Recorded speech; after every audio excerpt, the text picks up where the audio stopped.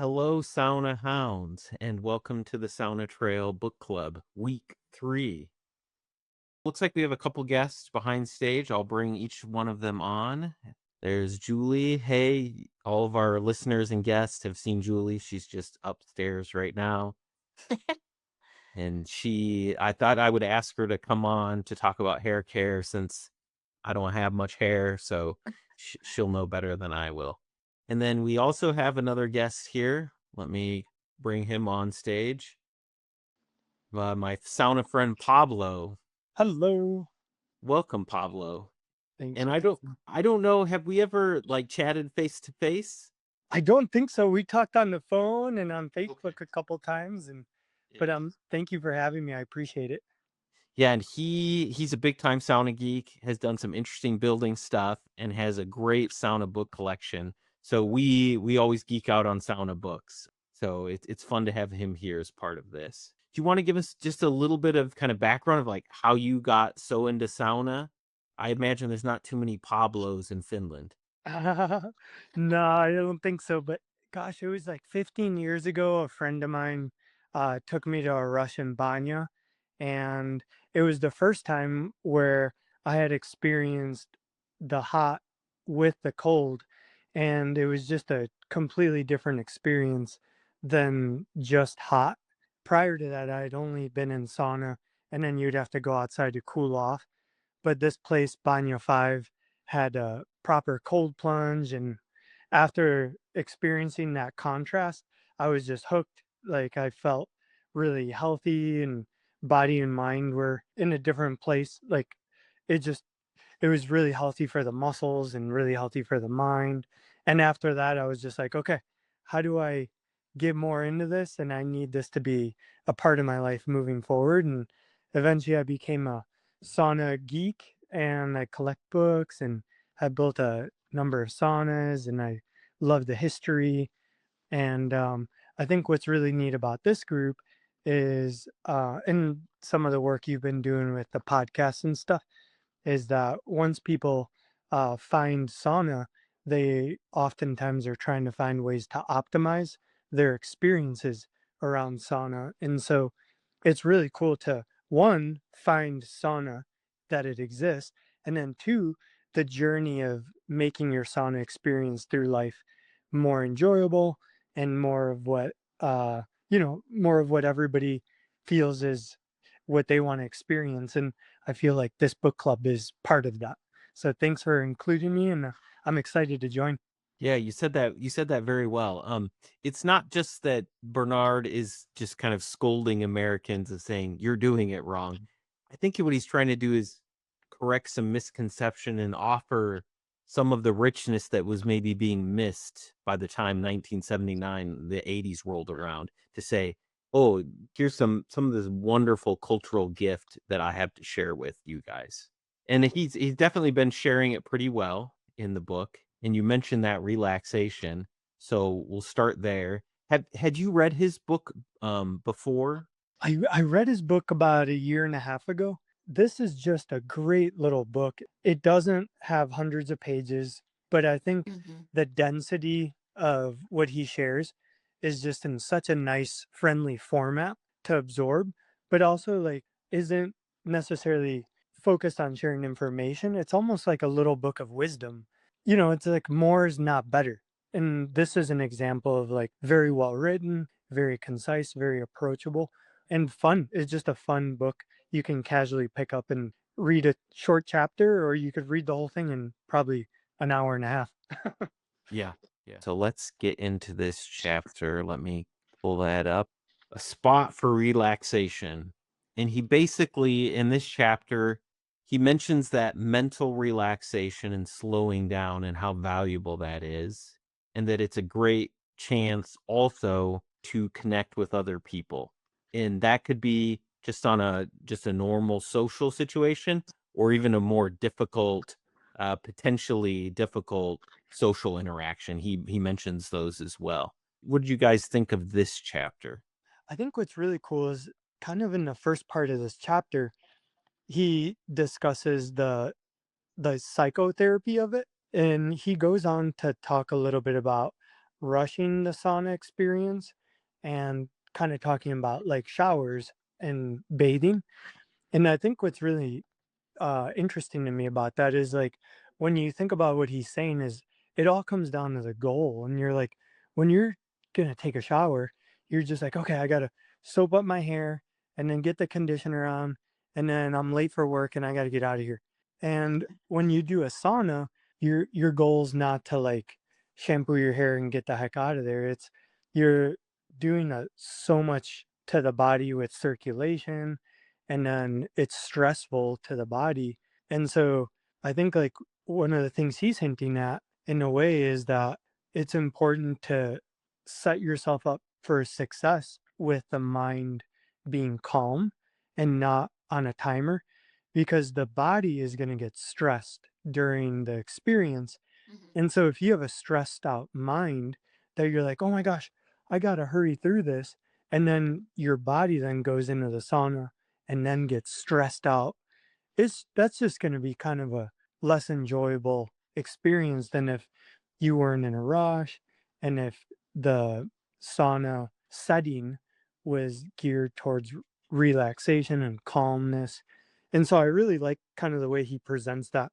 And I like that he brings the shower into it, because that time, like that was something that a lot of people in the Western world would relate to, is just, oh, it's kinda like a shower, but not like a shower.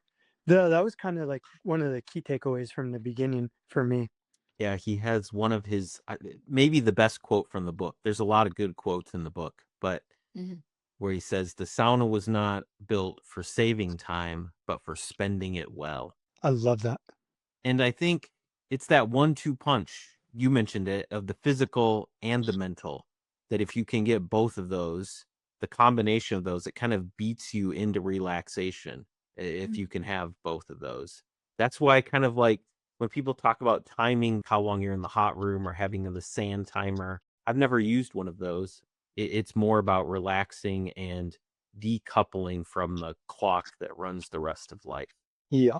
Yeah, I think when we've sounded with a lot of different people and we've introduced sauna to a lot of people, and it's interesting, the people who have a really hard time with sauna and they don't seem to get it are the ones that never learn how to relax. Like they were just uptight the whole time and mentally couldn't let go and relax into the heat or relax into the cold. And so I think you're right. If you don't come with the right mindset, I think it does affect your experience quite a bit.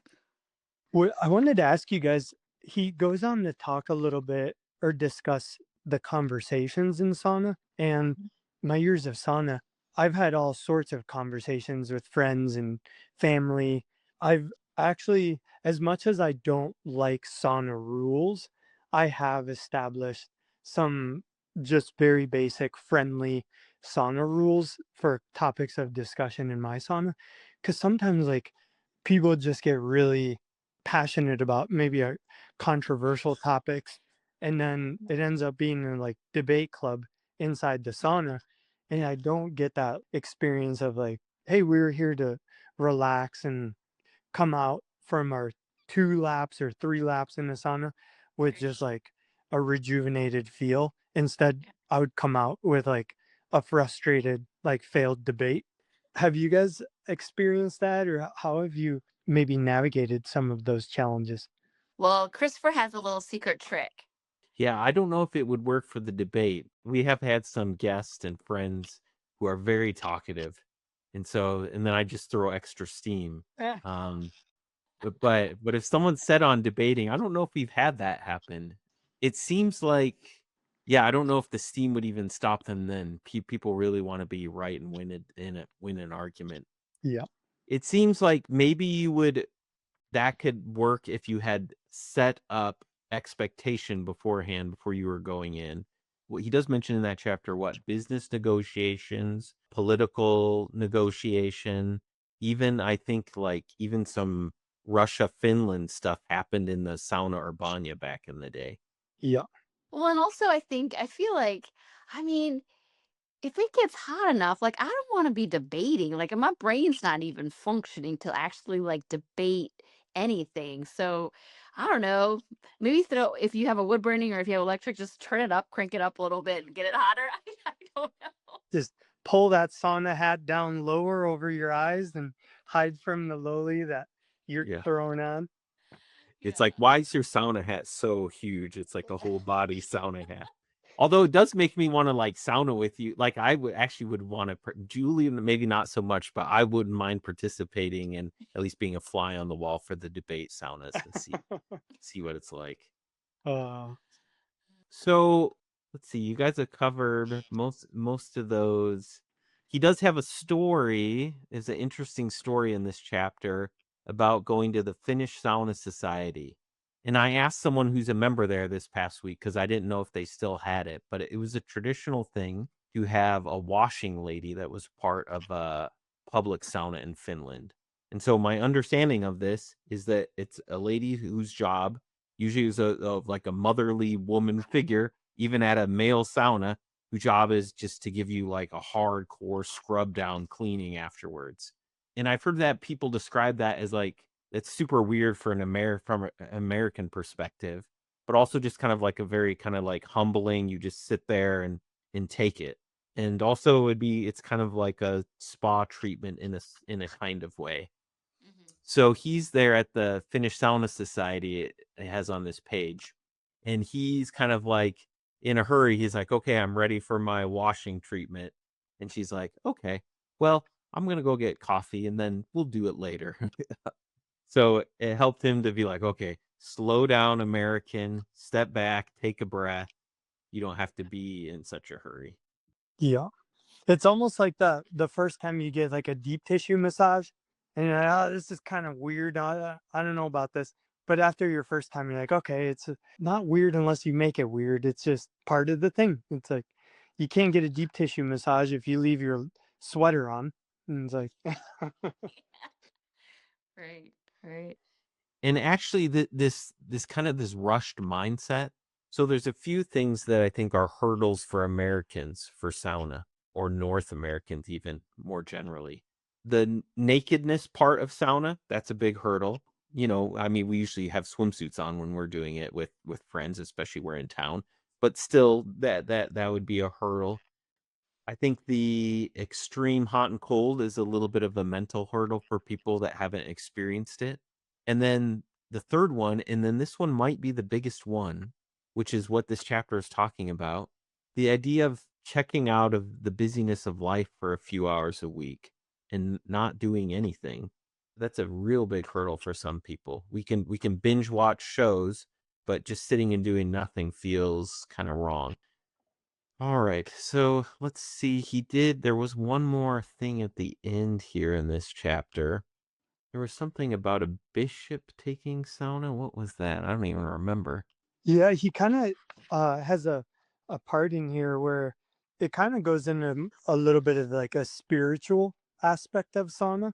And I know people of many different faiths use sauna, but I think it is really nice that he kind of connects sauna to like a sense of like it is a special place beyond a hot little room.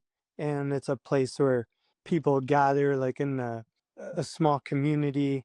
I like that he does bring the sauna up a little bit beyond it being just a little hot room where you go sweat. It's like there is a little bit of spiritual aspect to it, and I like that he does that. He kind of talks on page 38. He starts talking about that. I think I mentioned in our first episode a little of his background, but he was a Lutheran, which many Finnish Americans are, and I think he was a pastor and even an educator. Let's see. He mentions this story of a Finnish bishop who would sauna kind of clear his mind and kind of sort through things before he would take care of all the complicated church business. And there's even fun fact. There's even I know of at least one sauna in a Lutheran church up in the UP in their basement. That's amazing. I think it's mentioned or pictured in the opposite of cold. Then he mentions kind of the governmental thing, and there were a few saunas that I thought I would track down some pictures from those. and I'm not sure I can pronounce the correct Finnish name, but here's one. And Is that the Koenigsted?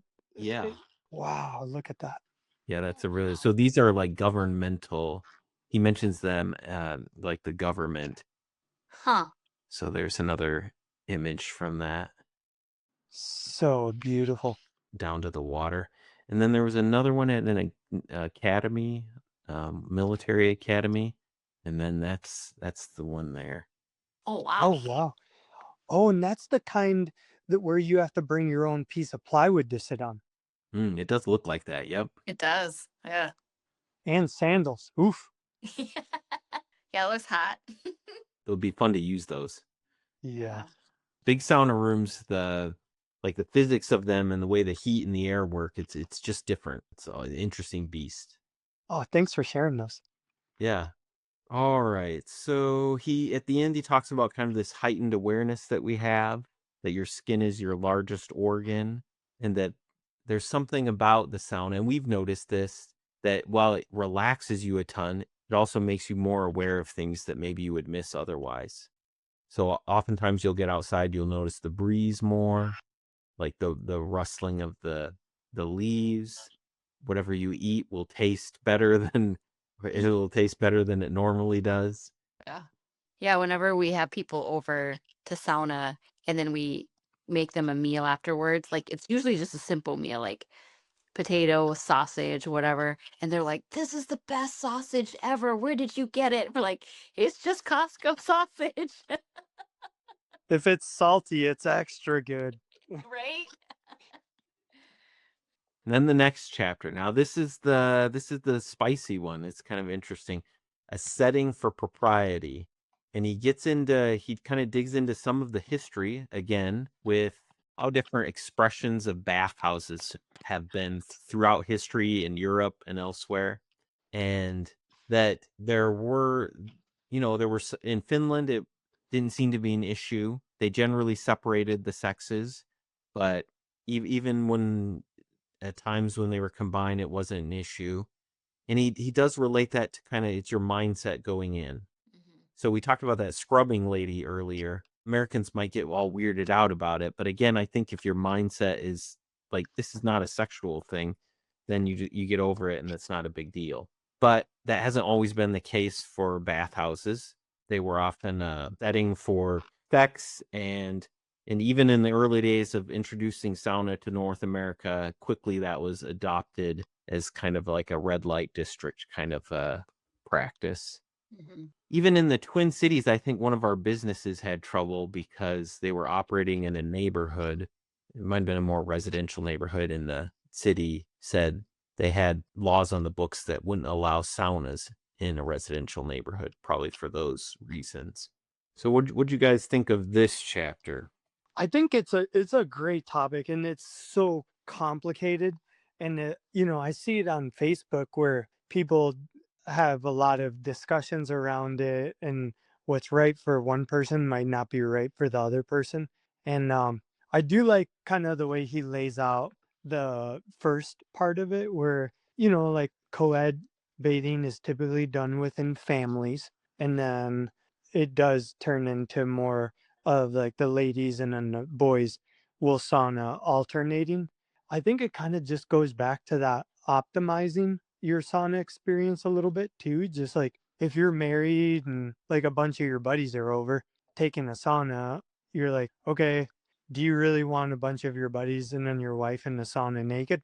And it's like, well, most people are probably not comfortable with that. And so, and then like your wife is probably, or my wife is not going to have an enjoyable, relaxed experience if it's a bunch of my friends in there and then her naked. And so I like that he like introduces the concept of like, hey, it is a little bit different when it's your family. Like that's totally different. I mean, I had dug into that topic a little bit and how it became to be. And I think you and I had discussed this a bit about how like sauna got a bad name because when it went to Western Europe, it became associated with brothels.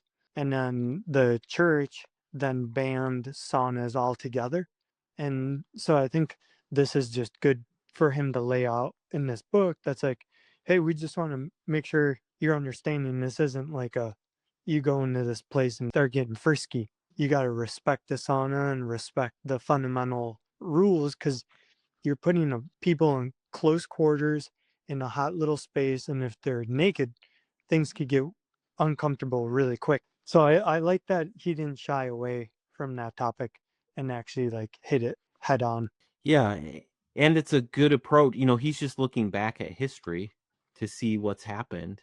While it may have functioned that way, because you mentioned it being brothel, and I didn't know this. He mentions this word bagnio, bagnol, which is like bath, but it also became a term for brothel. Like, while it may work that way for a little while, history kind of seems to show you're not going to be able to function with that type of a public brothel bathhouse for super long. So if you want a long-term lasting cultural expression of the bathhouse, he's pointing at the way that they did it in Finland and saying this is a good template to follow.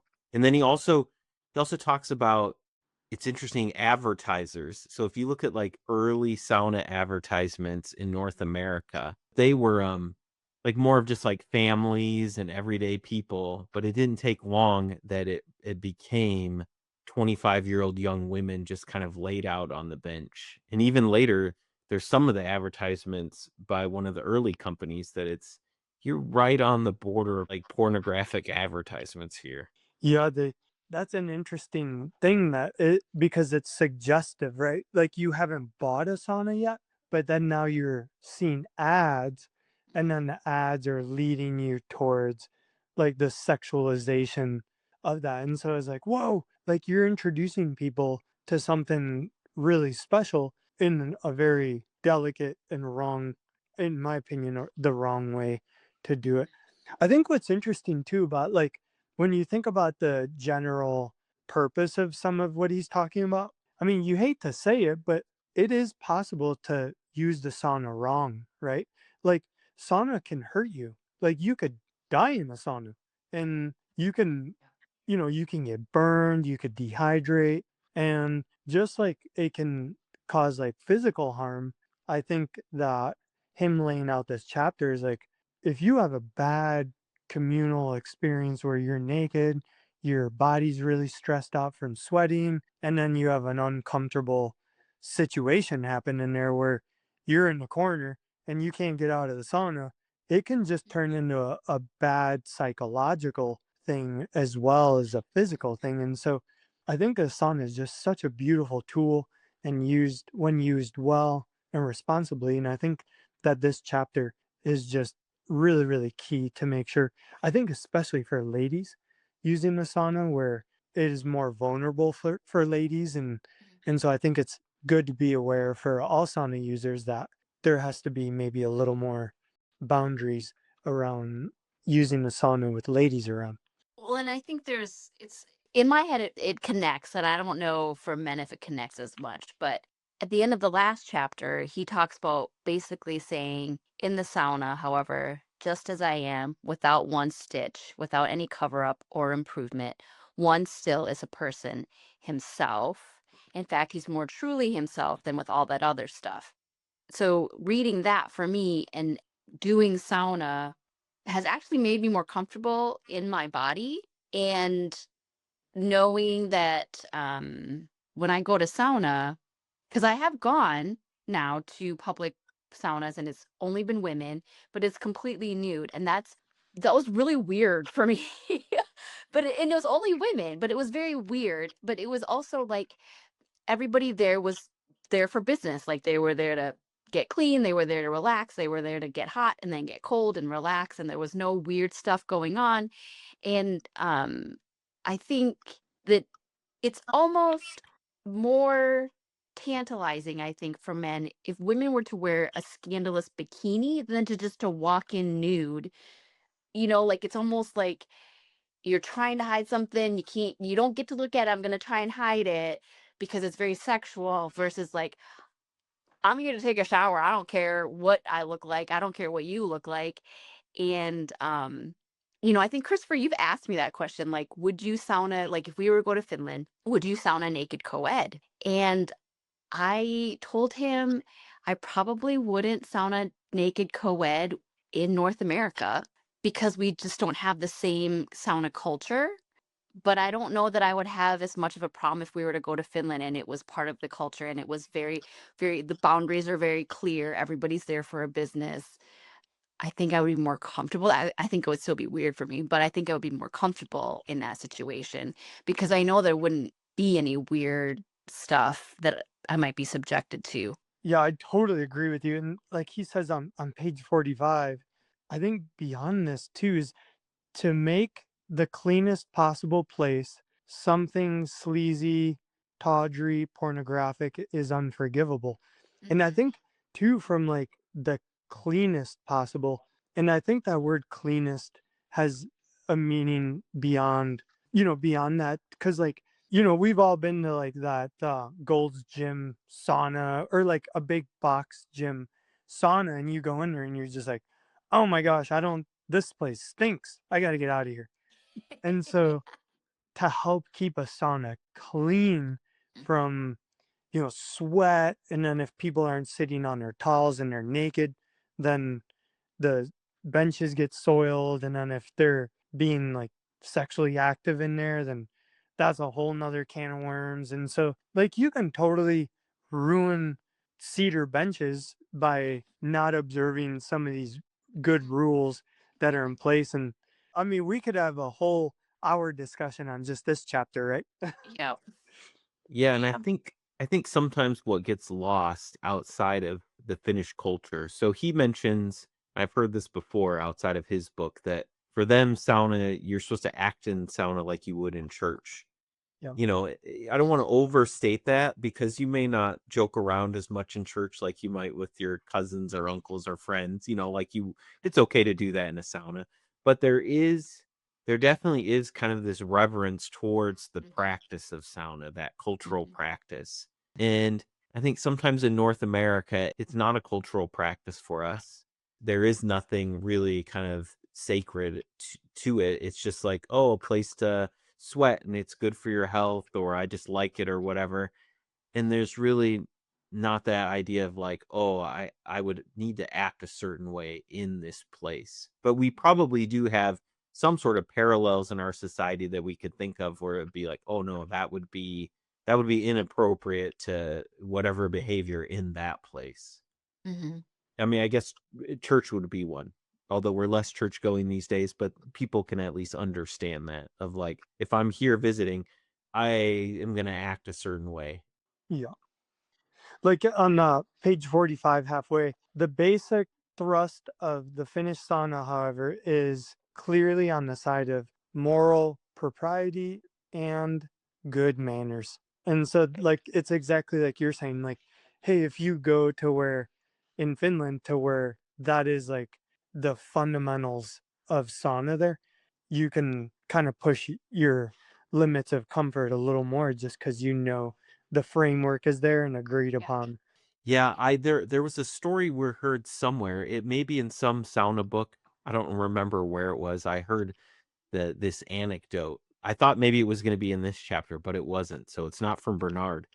But the anecdote was that there might be some Finnish Lutheran ladies group that they would just go and sauna together, and this wouldn't be uncommon, and they would be all naked together as they sauned. But then afterwards, as they get together at the fellowship hall or something, and they're sharing a meal, and if one of them had a blouse that was a little too low cut, that would be scandalous. So it was totally okay if they're completely naked Yeah. an hour ago, but if you're just like a couple inches too low on the cut of the blouse, that's Scandalous. Yep. yeah. So And then what do you guys think about on page 46, he talks about the use of drugs and drinking alcohol while using sauna. I know that's a pretty controversial topic as well, and especially between like sauna cultures, like the banya users tend to, I think, be a little more willing to drink like vodka than say some of the Finnish, from my understanding. I think it might depend on which Finnish group there is. I know there's pretty significant divide in some of the Finnish communities between, like one of our favorite saunas on the East Coast started out as a temperance society. And so I know that's very common, especially among a lot of the more conservative Finnish churches of practicing just total temperance, even. So they're not drinking alcohol any time. They would view that as not a great choice anyways. So for them, it makes sense. Like you wouldn't want to pair that with sauna. Whereas other groups I've been in, other Finnish groups, I think where they're more okay with that, in even drinking a little bit of beer in the hot room wouldn't be a big deal for those groups. So I think there is some variety to that. That did stick out to me when I read that. Well, maybe everyone doesn't share his perspective on Yeah. this. Yeah. Yeah. I did when I was pretty new in the sauna. I went back. I was going to Banya 5, the Russian spa, and I was there by myself. Tuesdays, on Mondays they're closed, and then they clean the whole thing. They drain the cold plunge, and so Tuesdays is like the day where you come out of the cold plunge and you don't have hair on your face. And so I was like, oh, okay, Tuesday. And that's the day like the real local, like regulars go there. Mm. And had some great conversations in the sauna with them. And afterwards, they're like, hey, any interest in joining us? We're just going to go down the street to the local pub. I was just brand new at the time. This was probably 15 years ago. And oh, sure, I'll go with. And so I go and I get a pint of beer. And out here in Washington State, the beers are IPAs that are 11%.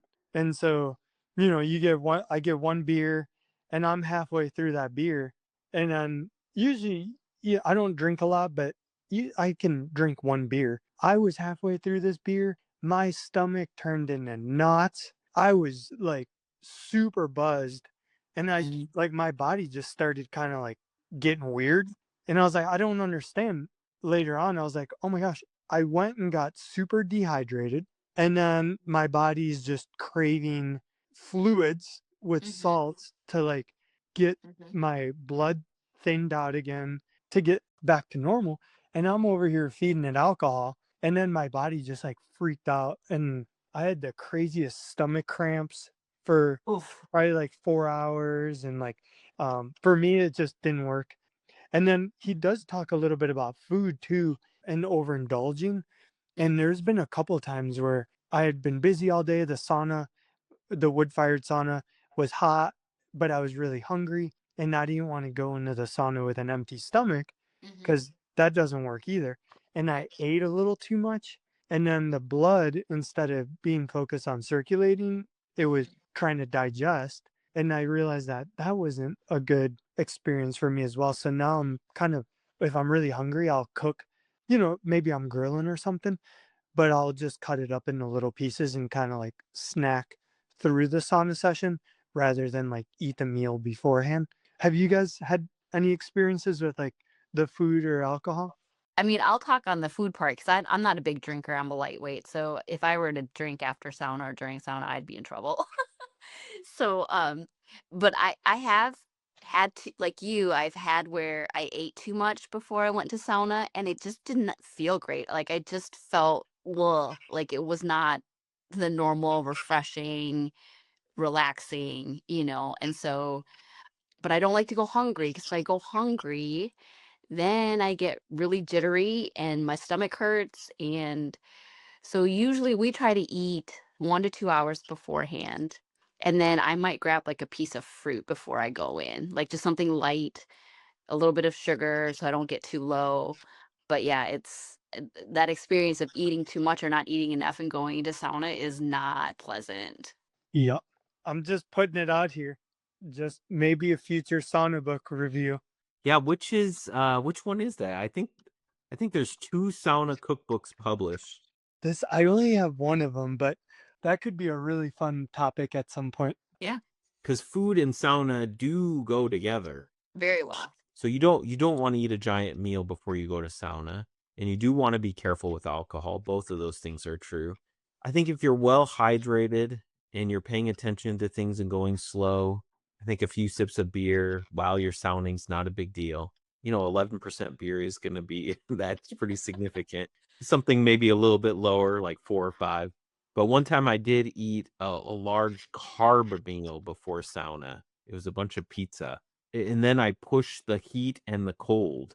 And that sauna almost killed me, I thought. Like I had an extreme, was it a drop in blood pressure, No, hun? you went hypertensive. Oh, I spiked blood pressure after the cold plunge. Mhm. And And he normally runs low. He normally runs like below 120. And yeah. he was like 140, 150. So anyways, after that, I was like, well, okay, I need to be a little bit more careful about how I eat beforehand. And then also, I'm even a little cautious with the heat and the cold now. I can cold plunge as long as I want, as long as I don't have sauna beforehand. But if I've been in the hot room, I don't.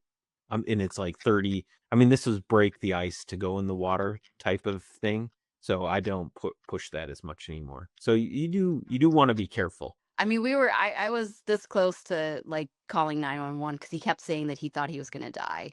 I'm like, are you having a cardiac event? Oh my gosh, that's Yeah. scary. It was scary. It was scary. I could tell you some experiences too. We've had a couple spooky ones.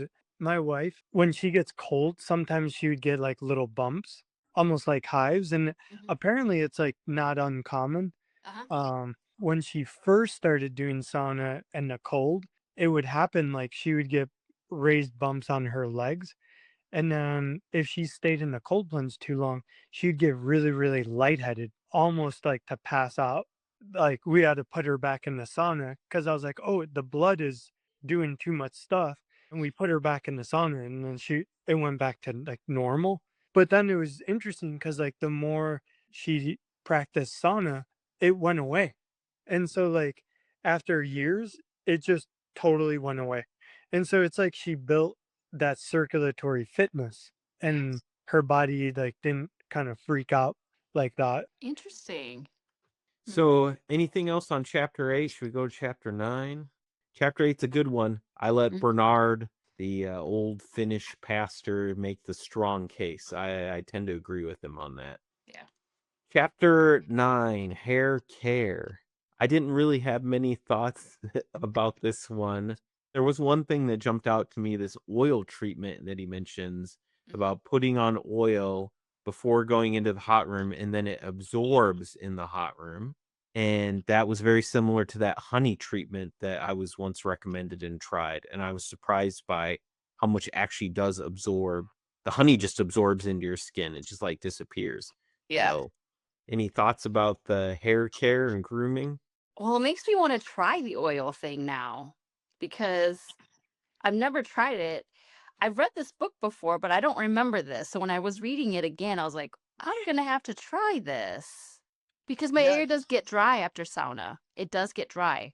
Yeah, and my wife's got curly hair, and so if her hair gets dry, it gets really frizzy. Yeah. And I think was a little bit interesting when we first started practicing sauna, we just didn't really know how the body, it was hot, whatever. And guys aren't usually as concerned about it, but the temperature did cause like heat damage to her hair. Mm. And like you were saying, it dried it out a lot. Mhm. And then one of the things that was really hard for her was she would put it up in a bun, but then the sauna hat would sit up really high. And then, Mhm. we would do lowly, and then the hat wasn't coming over her eyes. Yeah. It kind of shield the sensitive areas there. And so then she stopped wearing the hat and then was having issues with her hair drying out. And so I found a really cool lady on Etsy that hand makes sauna hats, and they're super, super thick, really amazing. I ordered one like 2 years ago, and then they were so nice. I was like, hey, I love it. Would you be willing to make me a custom one that is like a cone head one? So it's really tall. So then my wife will put her bun up at the top of her head, Yeah. and then the sauna hat comes down proper.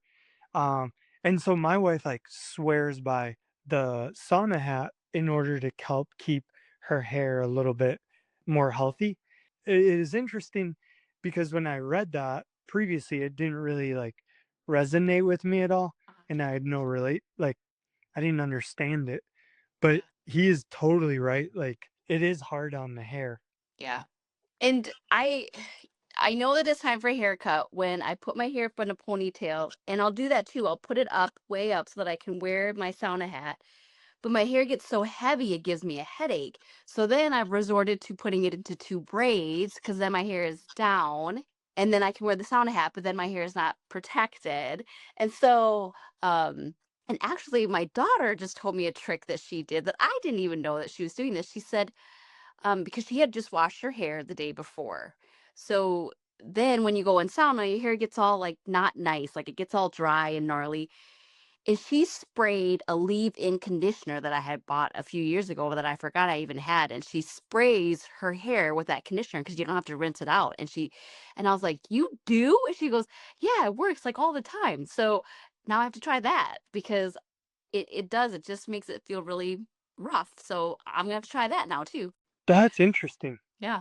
So I don't know if Sweet. your wife's ever had like if she's ever had like a leave-in conditioner that she has tried that with too, see how that would work.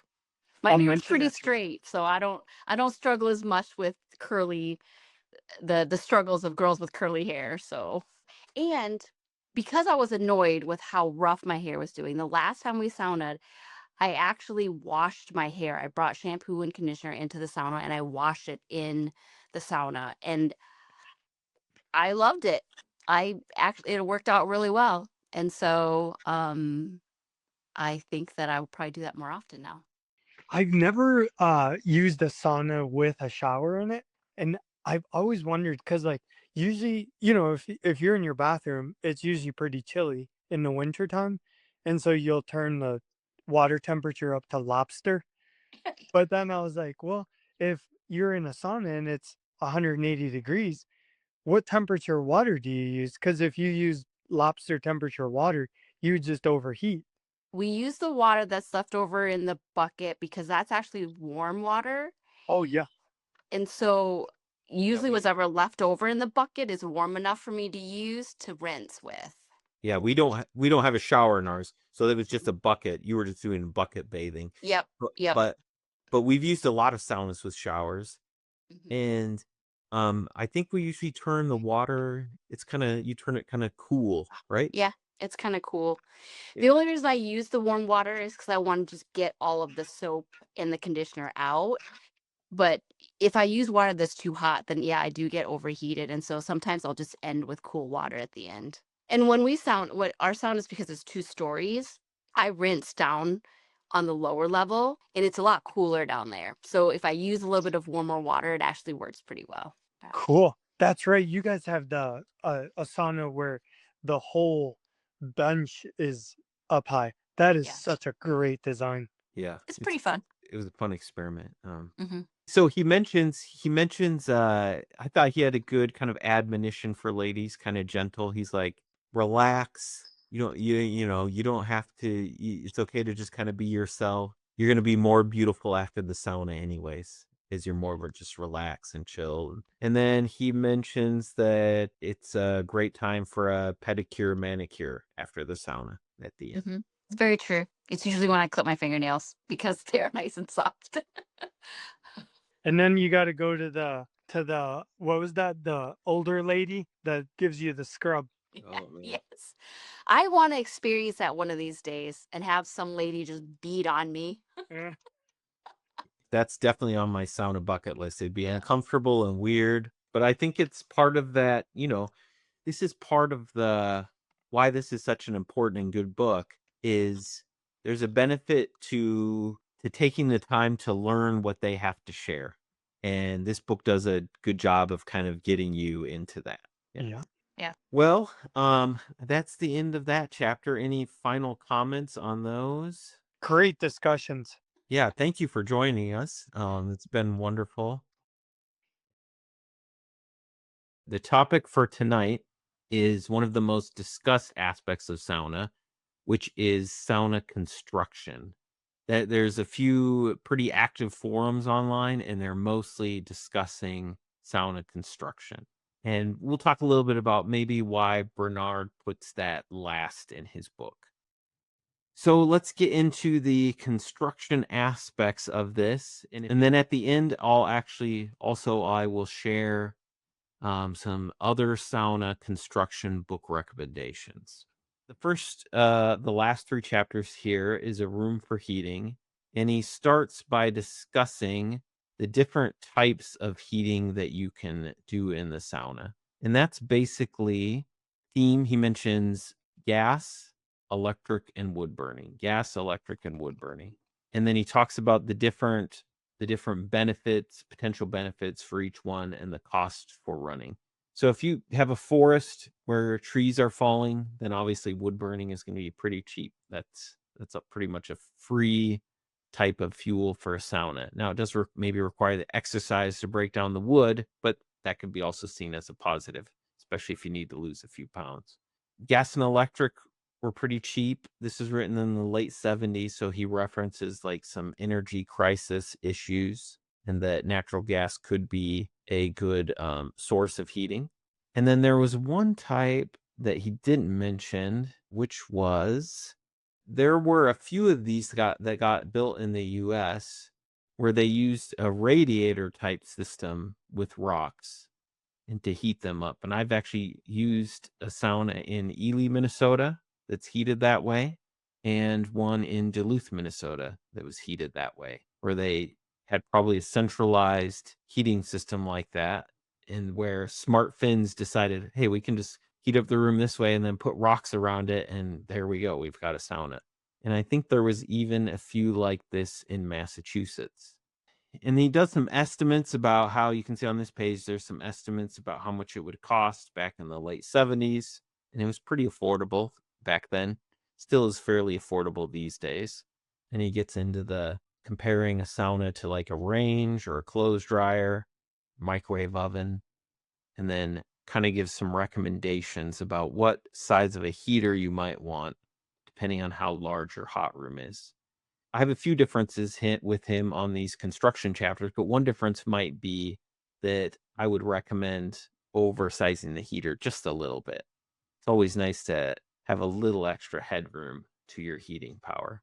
And then the next chapter, a project for do-it-yourselfers, he gets into kind of some of the details with building. So he mentions a few times that it's a very simple thing, that the essentials of sauna are that it's a wooden structure and that you heat rocks, that you have cold and hot air and cold and hot water. So he is right. It is very simple that way. And he also mentions, you can see right here that it says form follows function. And that is also very true for sauna. I think it's very important that we start with a clear idea of what you do in the sauna.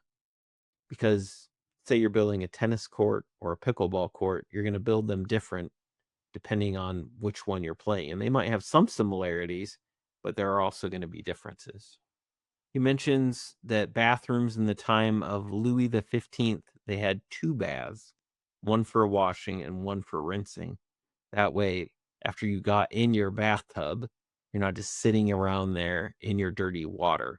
He says that, it's like when we wash our dishes, we wash off all the junk, all the leftover food on the plates, and then we rinse it with clean water. So in a sense, our plates are cleaner than us. Then he gets into the importance of wood walls and what type of wood to use. And in the late 70s, redwood was actually the very popular wood. But even then, he was foreseeing that there could be some some issues with sustainability and cost, and he was right about that. There's not very many redwood saunas being built these days. He mentions other types that could be used, which are Western red cedar, which might be the most common wood these days in the United States, Engelmann spruce, sugar pine, cypress, aspen, and poplar. And he recommends laying out the boards. I thought this was interesting, horizontally rather than vertically. He says it gives more of a relaxing setting. So I'm not sure what it is about a vertical layout that would be less relaxing, but for some psychological reason, horizontal maybe is more relaxing. Then he mentions that The technology and the tradition is always moving and advancing and changing, sometimes for good, sometimes for bad. And that you might even have smoke sauna users who kind of lament that smoke saunas are no longer popular and that they miss those days of the smoke sauna. He has a quote here. He compares them to the people that lament the passing of stone ground flour and handmade furniture. He mentions that the heating unit should be encased in masonry or a metal housing, and that this is very important. And that is to shield from some of that intense heat that comes off of the stove. If you've ever been in a small sauna or sitting right next to the heater, it can feel like you're getting just intensely cooked. And then he also said that the sauna height should be between 75 and 84 inches. So we're looking at 6 and 7 feet. And in my opinion, I would say that that's a little low. You can definitely make a sauna work that way at those heights, but I think it is a little low. And then he gets into quite a bit of the accessorizing in the changing room, which I thought was good. Many sauna books don't have quite that much detail about that. And he mentions as part of the process of it that you could have some harsh scrubbing brushes or mitts or aids, and that it's good for kind of like scrubbing your skin down afterwards. And I've heard several people mention that they really like that as part of their post sauna routine, is to scrub down with those kind of harsh brushes. So as you can see, this chapter is one of the longest.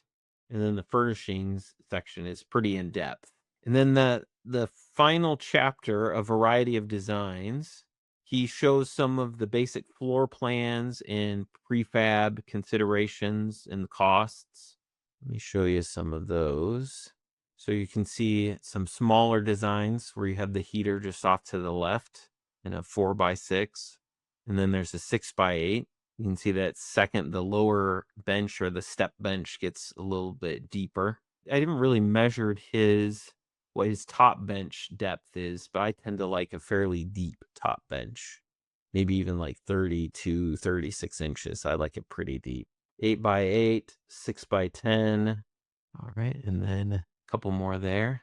Oh, it looks like Pablo's joined us. So let me head him to the stage. Hey, Hey, Pablo. yeah.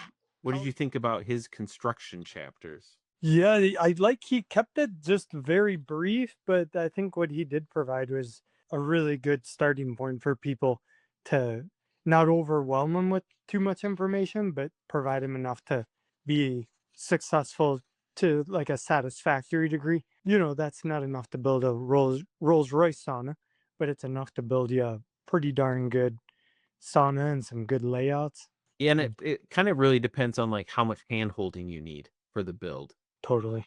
Because you could just say, like he does say kind of at the beginning, it's just like it's simple.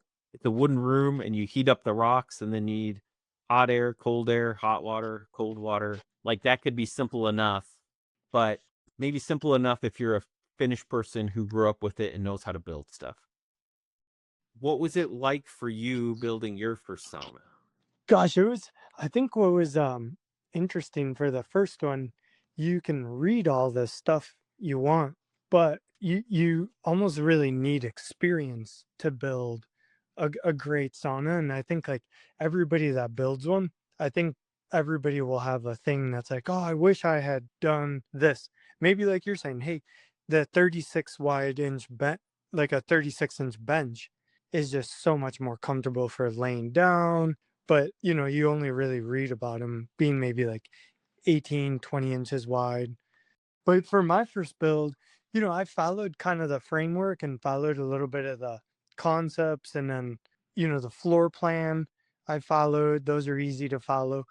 But I think when you start dealing with like wall details and insulation types and then roof geometries, and the rabbit hole gets really, really deep. And I think for the nerds, there's plenty of room to nerd out. And for the people that are busy and just want a little hot room, then whatever they build is going to get the job done.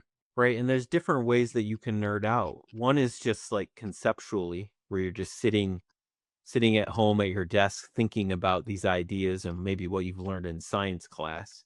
That can inform you a little bit, but really the other way to geek out is to actually just try it in your build. Exactly. It's interesting too because like, when you build these saunas, a lot of people think you're building a building and you're actually building a machine. It's just a thermodynamic machine. And then you throw lowly into the whole thing and whoa, the like, angling your roof like you and I have discussed in the past changes the effects of how lowly hits you, and managing moisture and all that stuff. But I like how he, introduces people to, hey, it's a little bit more than just like building a square, and it's enough to kind of get your brain thinking a little bit about it, and hopefully just prevent something that doesn't work. Because unfortunately, I have a friend that didn't, he just kind of built it on his own with no reading. And then we went to, sauna, and he's like, what the heck? This thing doesn't work. So he started asking me questions because he knew I was kind of a sauna nerd. And I was like, oh, shoot. Ceiling heights have a lot to do with how the space fills up with heat. But, but no, I appreciate the book here. And how about with your first build? What were some of the challenges, or some of the items that maybe you took away from like a book like this? Well, let's see. I had read his book when we did our first build. It's kind of weird. I don't think I consulted any of my sauna construction books when we drew ours up. Obviously I had the information floating around in my head from having read a few of these books, but mainly ours was like pretty experimental. It wasn't like a normal build anyways. So a lot of books wouldn't have been super helpful because our ceiling in our hot room is 10 foot high. So that's already way over what Bernard said of 7 foot for the top height. But ours was kind of informed by our experience of using different saunas. And there are definitely things that I would do differently if I were to build a sauna again. I wouldn't follow that exact same method. I found several issues, whether it's like, oh, wasps like to get in here, squirrels like to store their nuts up in here. Maybe there's a mouse getting in this spot. It's all those little tiny things that you learn that aren't even necessarily related to the heat of the sauna room. Yep. And it's kind of interesting too, is like the sauna has changed so much. Like on the cover of the book, uh, for, he's got a little old style sauna. And when you think about how those were heated, it was with wood. And so, when you look at how many BTUs or kilowatt, a good, say for example, my NEPA heater, that's a 25 kilowatt equivalent. Hmm. You can't pull 25 kilowatt. Your service panel in your house will start glowing, and you'll blow up the transformer down the street. Hmm. And so, like, they were able to be very inefficient with their construction because they just had a monster of an engine in there. It's kind of like, if you got an old muscle car and you got horsepower coming out of your ears, you really don't need efficiency. You just power through it. But I think in this book, he does introduce like the layouts that are, for some, it looks like for some electric heaters, which, you can kind of tell because they've got really reduced setbacks from flammables. And then, like, I think what's interesting with some of these sauna layouts too is like, it's kind of like people who, I think a good example is like people who drink coffee. Some people are just like, dude, I just want a cup of coffee, get a can of Folgers coffee, throw it in a coffee maker, and I'm happy. And then other people are like, oh, no, no, no, I need single origin beans from Kenya that the Americano's got to be brewed at this temperature. And then, with these types of saunas, like you can really get into that very niche sauna experience. Or you could just be like, hey, I just want Folgers coffee in the morning. If it's hot and has caffeine, I'm happy. Yeah, and I don't know what it is. Like if I saw Folgers coffee can, I probably would not be super excited about the coffee. But some sauna builds that I see that don't look very good, I'm actually like super excited about those if I had a chance to use one. Yeah. Those are some of the best. Like some of those older ones too. I think what's interesting is like it's almost like, and I like to use analogies a lot or just comparison. It's like people who buy like old sports cars. If you want to go really fast and corner really hard, probably a new Porsche for $250,000 is the ticket. But there is nothing like sitting in a 1950s Porsche, and it's slow as hell. But it's got the feel. And like you're saying, there's some saunas that there's nothing perfect about them, but they got that smell and they got that the benches creak a certain way. There's just something about them that is like magic. Yeah, if you see like an old sauna that has like some used curtains over the window, that's anytime I see that, it's like I know that's probably a good sauna. As long as it gets hot enough, which it probably does, then you're good. Yeah. People read stuff online and they get very there's just kind of such a narrow conception of what's discussed online, or there's very like common things that people say, and some of them are overstated and some of them are just even wrong. And I believed several of these. Like there was one that I started questioning a couple years ago. I think I was using Marcus's sauna up in Toronto, and he has an electric one in his backyard that he's built. And it's got a pretty powerful stove, and it's a smaller kind of a hot room. And I can't remember if he said he did it on purpose. Maybe he did it on purpose, but he pointed the ceiling so that the benches were over here and the ceiling pointed up over on the stove side, which I've seen even recently. I saw an email this week from a sauna builder's website saying don't do it that way. And I used to think this is because you're going to get all your best heat and steam trapped up here. But he had a powerful enough heater, and his room is small enough in that small electric room that you don't necessarily want just like that massive burst of steam that you're going to get. So it was kind of a nice thing that some of it kind of traveled up here, hung out up here, then came down to you rather than going straight right up to you. So it kind of broke the conventions, but I was like, "Oh, that kind of makes sense in a small space why you might choose to do that. Give your steam a little place to hang out first before it comes to get you." Yeah, that's really cool. One interesting thing on page 66, you know, we got all these old sauna books, which is super cool. You and I got combined, I think, well over 250 sauna books, and I've never seen prices. And this is the first time of any of those books where he talks about currently an indoor sauna costs anywhere from $1,400 or more than 10,000 depending on the size, quality, and amenities. The cheapest is a 6 foot by 6 foot by 7 foot heat room, complete with a heater, and currently in 1988 available for about 2,400 bucks. And then he goes on to say you could build it cheaper. 2,400 bucks in 1988? That's a lot of money. Yeah, it is. In the original 1979, 2,200 it says. But prices, even in the past, 10, 11 years since I've been into sauna, have really actually shot up quite a bit. Like, I think could get a barrel sauna for 3 to 5, and now I see, like, 7 to 12. Oof. And same with, like, heaters, like, a lot of the heaters that used to be maybe 1,500 are now 2,500, 3,000. That's a large increase. Yeah.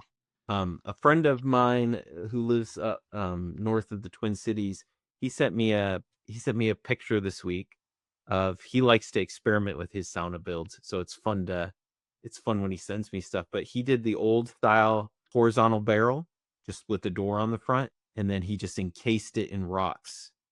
I think he said it was like 1,000 pounds of rocks. But I asked him how much it cost to build, and he's like, including the rocks, I think $200 for that one. Whoa. Yeah. That's neat. Probably not the world's most efficient, but Once those rocks around it get hot, it's going to stay hot till Tuesday. that's right. Well, and he had brick walls. He had brick walls as well. And actually I was thinking about that as I was preparing for this week's video.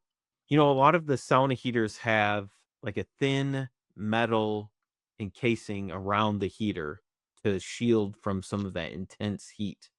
But I was thinking, I wonder if it'd almost be better if you're able to just have the core, and I think some Russian heaters are sold this way, where you buy the core, but then you can put that in kind of a more of a masonry thing, so you capture a lot of that, radiant heat. I've seen those where you can buy like the door and the ashtray, and then you're supposed to go to your hardware store and just buy the bricks and mortar. Mm, That would be so cool to do one day. that would be very cool, especially if you got the flow right, so you got at least some sort of efficiency with your burn and were able to heat up the rocks properly. Anything else that jumped out to you from these chapters? No, I think the building portion of it for the designs, he did a decent job for the limited number of pages spent on it. Yeah, it's not super in depth. And actually, I wanted to give a few book recommendations, but you could start if you have any sauna. Do you ever have any friends that ask you for book recommendations for building a sauna? Oh, yeah, when people ask on recommendations for building, honestly, I think one of the better ones is the Finnish sauna. Unfortunately, it's gotten really expensive, but I think this one is really well done. The International Books. Yeah. Anything by Alan Konya is like really good, but I think nowadays, I think if somebody wanted like a book that you just buy on Amazon, I think I would probably just recommend Lassie's new book. He does a great job on these. Yeah, The Secrets. How about you? What's your go-to recommendation? Well, I pulled a few out, and I pulled those two. And it's interesting because I think Lassie, he references Alan's book. So I think Alan's book was pretty, it's Alan was an architect, and he really did his homework, and he understood the practice and the culture fairly well for not being a Finn. So the details are really good, enough that Lassie referenced it. But then also several books reference the Finnish Building Society, and they have a couple versions out. Let's see, what's their name? I don't know how to pronounce it, but that's the Finnish name there. Um, so I think they have three different versions of that out, and that is for building. Those are the ones I would recommend. But I was gonna tell people that rather than start with a building book, I think you start with like this book that goes into the culture first. And then this book right here, Sweating with Fins, is like a book about stories about sauna. And then the opposite of cold, which kind of gets into the culture and has a lot of pictures of different like older types of sauna. And I think it's important to start there because, like Bernard says, form follows function. So those tell you like the function. Those are great recommendations.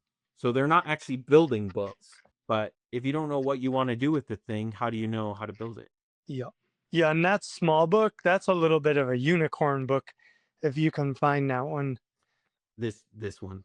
Yeah, Yeah. such a great book. Yeah, and I recommend people look at your libraries, get something interlibrary loan. Some of these are hard to find, so but you can if you can get it to from your library for free, check it out, read it, return it. um, that's a good route to go. Awesome. What book are we doing next? Oh, that is a good question. Did you recommend a book last week? Shoot, I know we talked about a couple of good options, but I think there's just so many, it's like and you know so many of the sauna books. Did what about did you want to go with like another book that's kind of like hits on all the topics, like how to bathe, how to build, or did you want to go like laser focus on like a specific book that touches on the single topic? Well, yeah, it could really be either. There's lots of options. Are there any like topics that are getting discussed on your Facebook group or anything like that that maybe we could do like a book review on it and maybe point towards like the video of like, hey, you know, we actually just discussed this in this book review. Well, I mean, this one is really good for the stories. It's just a fun cultural book, and it's a little bit hard to track down, but it was published by university in Canada.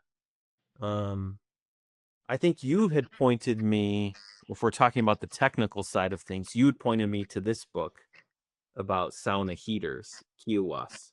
Oh, I've read that one a couple of times. I love that one, but it's pretty nerdy.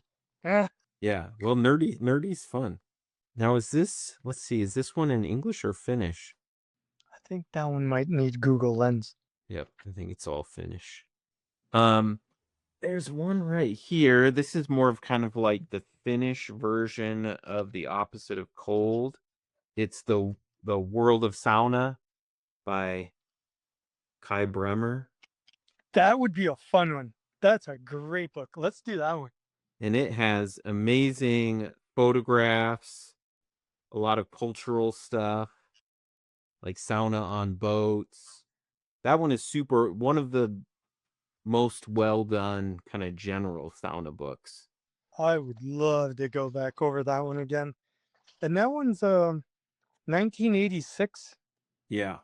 I'm trying to think of what else. I mean, there's so many just interesting little sauna books where you can just pull out nuggets.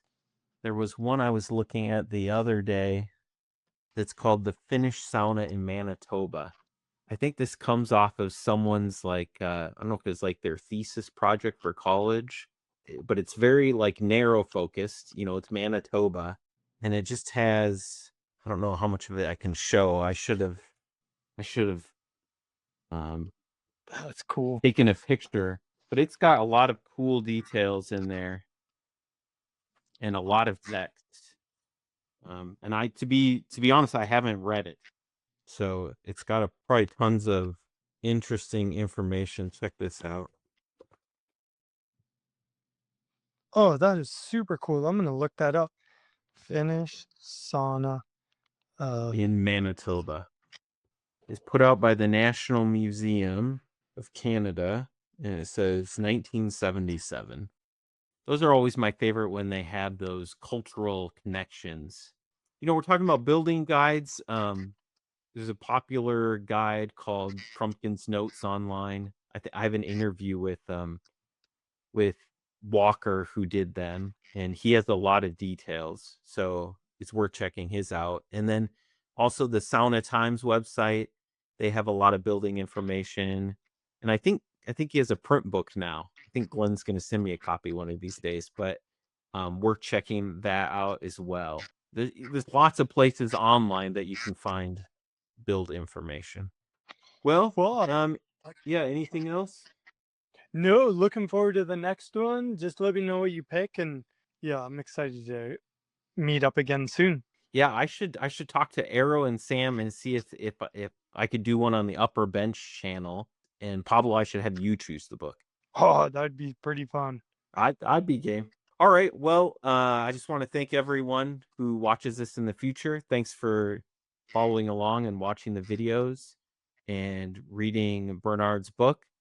And we'll just watch our channels. If we do another book club, even if it's on the Upper Bench channel, we'll put some links for that. And have a good evening, a good holiday, and get some good sauna in.